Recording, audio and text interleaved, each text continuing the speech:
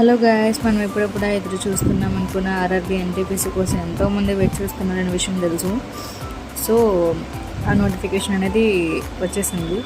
So ఇప్పుడు ఆ notification details అనేది ఒక్కసారి చూసేద్దాం. ఇందులో గ్రాడ్యుయేషన్ పోస్టులు ఉన్నాయి, అలాగే అండర్ గ్రాడ్యుయేట్ పోస్టర్స్ కూడా ఉన్నాయి. ఈ అప్లికేషన్స్ స్టార్టింగ్ డేట్ వచ్చి 14/9/2024 అప్లికేషన్ స్టార్ట్ అవుతుంది. అప్లికేషన్ సబ్మిషన్ డేట్ వచ్చేసి 13/10/2024 క్లోజ్ అవుతుంది. సో ఎగ్జామ్ ఫీజ్ వచ్చి 500 ఉంటుంది.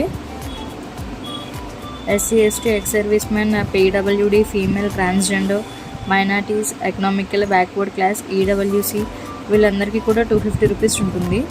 మిగిలిన రిమైనింగ్ క్యాండిడేట్స్ అందరికీ 500 పే చేయాలి. ఈ పేమెంట్ని మీరు కార్డ్ ద్వారా పే చేయొచ్చు, డెబిట్ కార్డ్ ద్వారా, లేదా ఫోన్పే, నెట్ బ్యాంకింగ్ ద్వారా కూడా చేయొచ్చు. డీటెయిల్స్ మనం తెలుసుకోవాలంటే గూగుల్లోకి వెళ్ళి ఫ్రీ జాబ్ అలర్ట్ అని టైప్ చేయండి. ఫ్రీ జాబ్ అలర్ట్ అని టైప్ చేయగానే అక్కడే మీకు కనిపిస్తుంది RRB NTPC UG and PG. ముందుగా యూజీ ఓపెన్ చేసి ఒకసారి డీటెయిల్స్ జాగ్రత్తగా చెక్ చేసుకోండి. Fees 500. This fees is ex service men వాళ్ళందరికీ కూడా 250 రూపీస్ ఉంటుంది.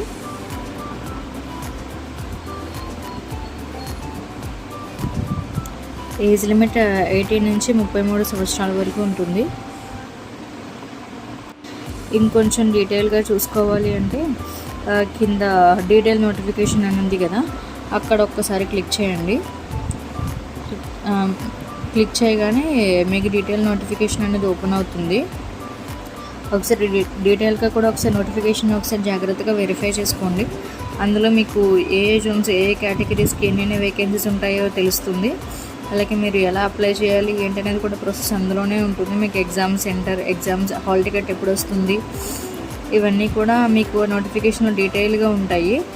ఒకసారి చూసుకున్న తర్వాత అప్లై లింక్ క్లిక్ చేసి, అప్లై లింక్ క్లిక్ చేయగానే పైన అప్లై అని రెడ్ కలర్లో కనిపిస్తుంది కదా, దాన్ని ఒకసారి క్లిక్ చేస్తే అక్కడ create an account, already an account అని ఉంటుంది.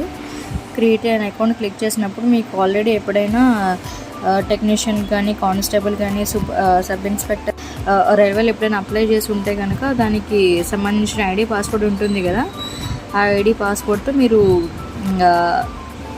ఈ జాబ్కి అప్లై చేసుకోవచ్చు. అవే ఐడి పాస్వర్డ్స్తో. ఒకవేళ మీరు ఆ పాస్వర్డ్స్ మర్చిపోతే కనుక దాన్ని ఫర్గెట్ కూడా చేసుకోవచ్చు. ఒకవేళ మీరు క్రియేట్ చేసుకున్న తర్వాత, ఒకవేళ అకౌంట్ లేకపోతే క్రియేట్ చేసుకున్న తర్వాత మీకు ఒక ఐడి పాస్వర్డ్ మీ ఫోన్ కానీ మీ మెయిల్ కానీ వస్తుంది. ఆ ఐడితో లాగిన్ అయ్యి మీరు అప్లికేషన్ చేసుకోవచ్చు. ఒకవేళ ఎవరికైనా అప్లికేషన్ చేసుకోవాలి, మాకు ఎలా చేసుకోవాలో తెలియట్లేదు అంటే కనుక ఒకసారి నాకు కామెంట్ చేస్తే నేను ఒక వీడియో అప్లోడ్ చేస్తాను ఎట్లా చేసుకోవాలి ఏంటి అనేది. Thank you guys, bye.